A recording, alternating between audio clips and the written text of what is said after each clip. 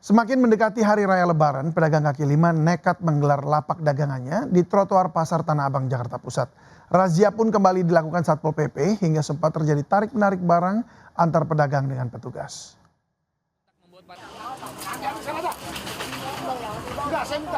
Nekat berdagang di trotoar jalan, pedagang panik saat petugas Satpol PP datang merazia kawasan Pasar Tanah Abang, Jakarta Pusat. Kedatangan petugas sontak membuat para pedagang panik. Takut barang dagang yang dibawa, pedagang mengevakuasi baju-baju yang sudah dipajang secepat kilat. Sempat terjadi aksi tarik-menarik barang hingga petugas mengizinkan pedagang memindahkan barang dagangannya. Razia ini digelar lantaran menjamurnya lapak pedagang kaki lima hingga menguasai trotoar jelang waktu Lebaran. Selain itu, keberadaan lapak juga merusak wajah cantik Pasar Tanah Abang, merampas hak pejalan kaki, menimbulkan kemacetan hingga rawan aksi pencopetan. Bila mana trotoar itu diokupasi oleh para pedagang, tentunya masyarakat yang berjualan akan sempit jalurnya. Di sini akan terjadi desak-desakan, akan terjadi pencopetan dan sebagainya, atau barang kehilangan dan sebagainya.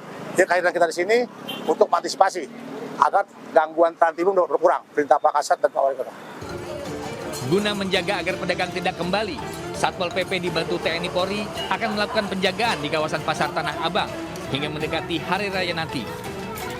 Dari Jakarta, Rani Sanjaya, iNews melaporkan. Hujan deras membuat kabel KRL Jakarta Bogor terputus di kawasan Citayam.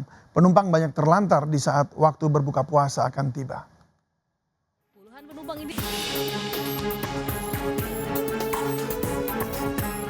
Puluhan penumpang ini terpaksa turun dari gerbong KRL komuter lain tujuan Jakarta menuju stasiun Citayam akibat terputusnya kabel listrik aliran atas.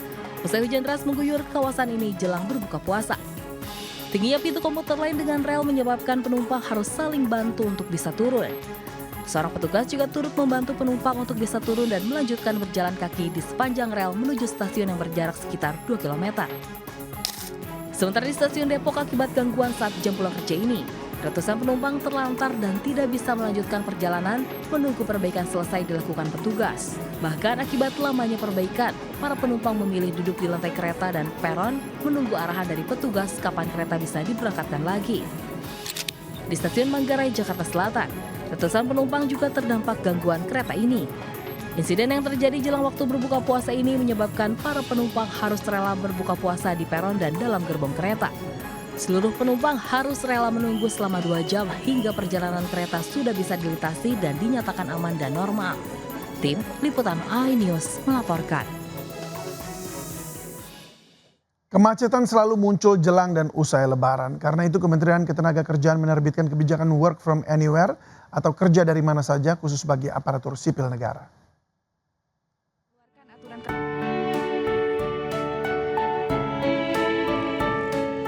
Kabar terbaru bagi aparatur sipil negara, pemerintah melalui Kementerian Ketenagakerjaan resmi mengeluarkan aturan kerja dari mana saja atau work from anywhere. Kebijakan ini diambil untuk memecah kepadatan arus mudik dan arus balik Lebaran tahun ini. Berdasarkan surat edaran Menteri Ketenagakerjaan, pelaksanaan WFA bagi ASN dibagi menjadi 2 gelombang. Arus mudik itu akan jatuh di tanggal 14 dan 15 Maret. Kemudian puncak mudik kedua di tanggal 18 dan 19 Maret. Lalu untuk arus baliknya, puncaknya diperkirakan akan jatuh pada tanggal 24-25 Maret. Lalu yang kedua di tanggal 28 dan 29 Maret. Itu mengapa di tengah-tengahnya kita mengurai Pak KSP dengan cara memperlakukan work from anywhere. Meski bekerja jarak jauh, pelayanan publik harus tetap berjalan optimal, seperti instansi yang bergerak di bidang kesehatan, transportasi, hingga keamanan. Pimpinan instansi juga diminta memaksimalkan sistem pemerintahan berbasis elektronik atau SPBE, serta tetap membuka kanal pengaduan masyarakat seperti SP4 and Lapor. Dan harus diingat, WFA bukan berarti cuti dan liburan. ASN tetap bekerja sesuai tugas dan tanggung jawab masing-masing. Dengan ditetapkannya kebijakan ini, pemerintah berharap bisa membantu masyarakat untuk mudik lebih nyaman. Tim Liputan iNews melaporkan. Ya, pemirsa, meski cuti bersama Lebaran belum dimulai, sebagian warga Jakarta mulai mudik ke kampung halaman. warga sengaja mudik lebih awal untuk menghindari kemacetan saat arus mudik.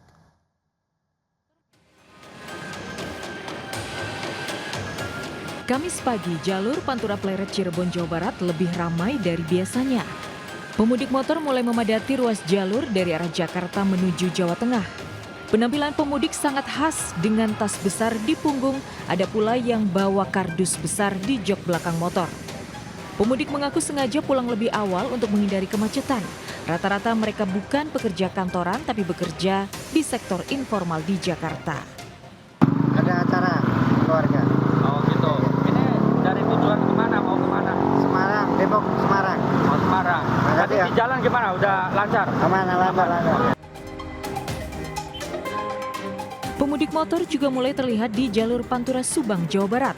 Salah satunya keluarga Suryat yang mudik dari Jakarta menuju Brebes. Dengan 2 motor, Suryat dan istri serta anak dan menantunya sengaja mudik lebih awal demi menghindari macet. Meski berboncengan, Suryat tetap membawa barang bawaan cukup banyak yang diikat di bodi motor bagian belakang. Saya mudik lebih dulu, satu masih jalanan lenggang, nggak terlalu macet. Cuman ya kendalanya banyak tambalan-tambalan lah, renovasi. Jadi agak lambat dikit gitu. Pemudik diimbau tidak membawa barang berlebih demi keamanan berkendara. Tim Liputan iNews melaporkan. Ya, dalam perjalanan mudik harus hati-hati pemirsa, selain masih banyak jalan berlubang, minimnya lampu penerangan di jalur Pantura Cirebon menjadi tantangan bagi pemudik. Perbaikan lampu penerangan jalan umum terus dikebut sebelum arus mudik dimulai beberapa hari ke depan. Menurut petugas, banyak lampu dan trafo di jalur arteri Cirebon sudah mati akibat terlalu panas atau terkena sambaran petir.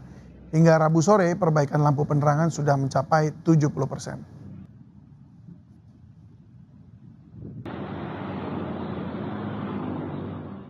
Dan sementara itu pemirsa, perbaikan ruas tol jalur mudik juga terus dikebut. Jasa Marga memprediksi puncak arus mudik terjadi 21 dan 22 Maret 2026. Jasa Marga mengingatkan ada 5 titik gerbang tol di Jawa Timur yang rawan macet. Di antaranya gerbang tol Warugunung dengan prediksi jumlah atau kenaikan jumlah kendaraan mencapai 155%. Sementara di gerbang tol Kejapanan arus kendaraan diprediksi naik 82%. Potensi kemacetan juga berada di gerbang tol Sidoarjo, Pandaan, dan Singosari Malang. Untuk memperlancar arus mudik, tol Probolinggo Banyuwangi ruas Paiton Besuki akan dibuka fungsional mulai 14 hingga 29 Maret. Namun operasional dibatasi hanya untuk kendaraan golongan 1 dengan jam dibuka hanya pukul 6 pagi hingga 4 sore. Sementara itu perbaikan jalan nasional di Jawa Timur juga terus dikebut jelang arus mudik Lebaran. Ada sekitar 550 lubang di seluruh jalan nasional di Jawa Timur. Nah, penambalan lubang jalan ditargetkan selesai dalam 2 hari ke depan. Pengerukan dan pengaspalan ulang jalan terus dilakukan pada ruas jalan bergelombang. Meski terkendala cuaca hujan, perbaikan jalan ditargetkan selesai 7 hari sebelum Lebaran. Pemudik diimbau waspada potensi hujan deras pada periode arus mudik.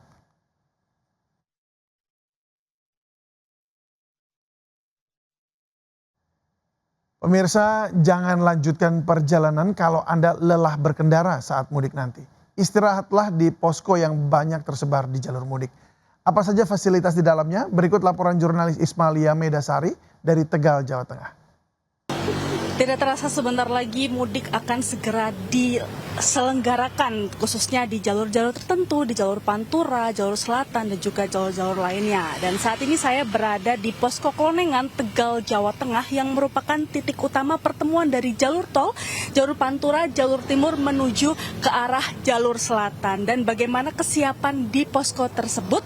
Pak, ini bagaimana sih kesiapan di Posko Klonengan ini, terutamanya untuk menghadapi arus mudik di Lebaran tahun 2026. Dari fasilitas untuk pemudik, dari makanan kecil, terus kemudian ada refleksi, kemudian istirahat, musola juga ada, kemudian area parkir di sini juga luas, kemudian bisa kita lihat kita juga menyediakan ketersediaan DRU untuk dukungan keadaan darurat, alat berat untuk mendukung kelancaran pada ruas jalan yang akan dilalui, yaitu di antara Pejagan sampai menuju ke Aji Barang. Seperti apa antisipasinya nih Pak untuk mengantisipasi jalan-jalan berlubang tersebut? Bila mana ditemukan ada lubang jalan, tim dari PPK 14 juga memiliki ketersediaan material bahan yang tadi disebutkan yaitu TCM ataupun melalui campuran aspal panas juga kami lakukan untuk mengantisipasi. Baik Pak Fajar, terima kasih banyak, sehat selalu Pak. Dari Klonengan, Tegal, Jawa Tengah, Ismalia Yudi Permana, iNews melaporkan.